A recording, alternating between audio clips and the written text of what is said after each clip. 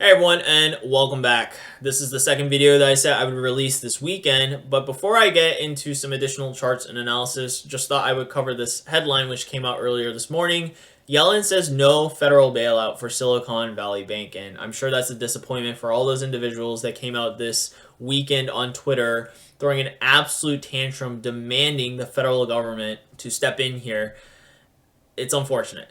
However, I will add that even if the Federal Reserve wanted to bail out the bank, they would need congressional approval to do so, assuming we're still following the laws in this country. And yeah, I mean, this is a very political situation because Silicon Valley Bank is a California bank. And last time I checked, California is a very, very blue state, if not the bluest state. And the House of Representatives is now controlled by a majority of Republicans who are unlikely to approve such a bailout, especially considering the fact that they're so far apart, Democrats and Republicans, on fiscal policy. And it doesn't help that Biden also came out with some additional budget proposals that are completely outlandish. I mean, they're dead on arrival, but it just shows you how far apart they are in terms of fiscal policy. And again, it's very unlikely you would get an approval for such a bailout. And again, it's not just Republicans, right? You even have some Democrats like Menendez who said this morning, we are not ready to offer Silicon Valley Bank a bailout by any stretch of the imagination. I would say that this is actually a more important headline than this, because that shows you both sides of the aisle are actually against this, like people on both sides.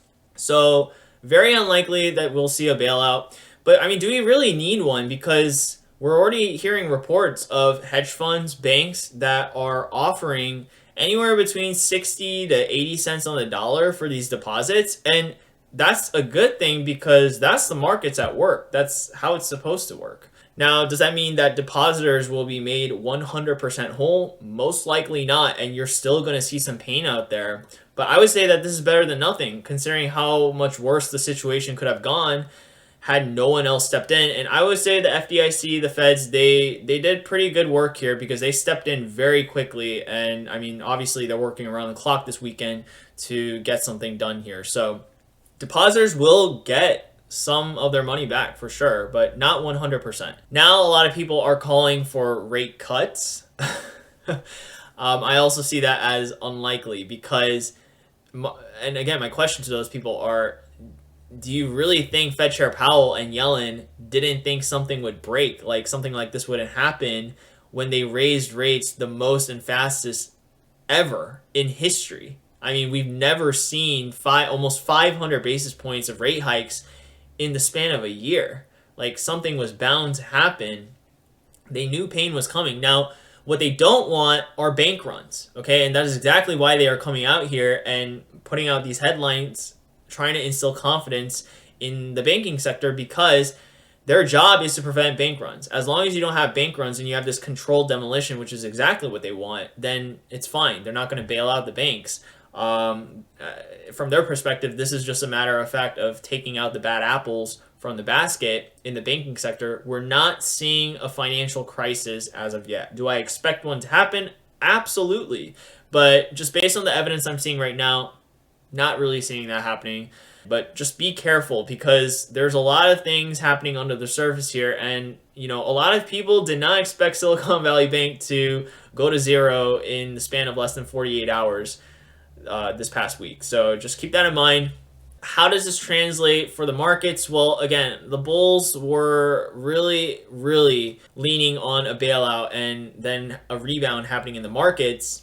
But it seems like that's been tossed aside. We'll see if we get any other further developments. But yeah, I mean, if the CPI this Tuesday comes in higher than expectations or just relatively still high, that's not going to be good because that means that we're still going to be hiking interest rates most likely. Because, I mean, it was just last week we were talking about 50 basis points in hikes. So we raised by 25 and then we're going back to 50. And then now we're supposed to be talking about rate cuts. It just doesn't really seem likely. So that's all I have to say on that. Now on to the charts here. So first off, I'll begin with the federal balance sheet here, the Fed's balance sheet. And I had shown this in the video from December. And this is the main reason why I remain overall bearish. And I said, if you're going to focus on one thing, focus on this, because the balance sheet, and since the video, the balance sheet has decreased by about 200 billion. So it's still falling, and although it's not much compared to this massive increase you had, because the balance sheet increases way faster than it ever decreases, even just minimal amounts of liquidity being pulled out of the system is very, very impactful, especially when you're raising rates. Like, that is quantitative tightening at its finest. And we are now starting to see the effects of that clearly with Silicon Valley Bank.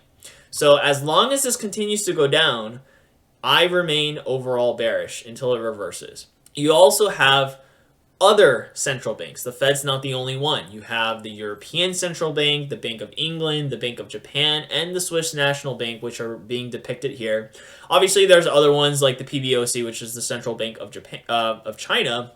And that is also, you might as well include them in here too. And the reason why I'm showing this is because even though the Fed's balance sheet has been going down, the markets went up the past 2 months. Why? Well, not just the past 2 months, but also starting from October, we basically hit a short-term bottom. Why is that? It's because you had liquidity start being pumped into the markets. The Bank of Japan and the Bank of China being the biggest contributors to this, they just pumped in a ton of liquidity into the markets, and overall that was net positive, even with the Fed taking out liquidity.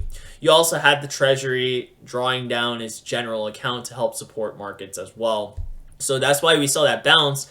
But obviously the markets have gone ahead of themselves as we see the cumulative balance sheets decreasing again. And we're actually now getting to levels that we didn't see since last October. So the markets have a lot of catching up to do. And that's the theme you're going to notice here. You're going to notice these gaps between the market, like these divergences between the market and other technical indicators. And just to show you another one, the systematic positioning in U.S. equities. This tracks the CTAs in relation to the S&P. And the CTAs, these guys are trend buyers. They're usually pretty behind the curve here, like the Fed. But obviously, they have gone way ahead of themselves, and they are really offsides, especially with what we just saw with the markets and the headlines coming out. They also have a lot of catching up to do, and I imagine these CTAs overall, over a decent portion of time, will be selling equities. So yeah, there's a huge divergence there as well. They have a lot of catching up to do. Again, with this rally we saw in the markets, we are seeing some fantastic valuations, and I don't mean in the good sense. I mean in the ridiculous sense. So take Nvidia here, for example, one of the biggest runners in this rally. So obviously their EPS, their earnings per share, it is coming down, and obviously they've pointed out that things are slowing down, inventories are going up, the company's financials are weakening. I mean, to call them a growth company at this point, it's debatable, but their valuation is the richest it's been in history, arguably. It's ridiculously high given the stock price compared to its financials and its future guidance. And I think analysts are being too rosy with their estimates on where companies are headed. I just don't think guidance is accurate, and stocks are completely mispricing the risk that is present in this economy, especially with what is happening in the financial sector. Again, it's not like a crisis yet, but even so, stocks are simply way too overvalued here. And then you also have to consider the fact that there are now alternatives, okay? For the longest time, whenever people started investing, all they think about are stocks, and for the newest generation, cryptos. But you actually have an alternative now because, well, let's take a look at yields. This is a 2-year treasury, and this treasury, I mean, it was at 5% and above. That is a very, very attractive yield, because for the longest time, if we zoom out here, I mean, these treasuries, they were yielding basically nothing. And I mean, that's another reason why these banks are in trouble. But I mean, they were yielding nothing, and now all of a sudden they're yielding almost 5%. So you saw this big drawdown. What's going on there? Well, people are realizing that there is an alternative, and they started rushing into treasuries, especially after what happened with Silicon Valley Bank. Like, people are actually getting genuinely scared, and this is a classic safe haven trade. So you saw yields plunge, even with the 10-year yield. I mean, we're basically back to where we were a month ago. And that's just evident of the fact that people are seeking security. Like, what's the point of risking your money in the stock market, especially when your stock can just go to zero in less than 48 hours?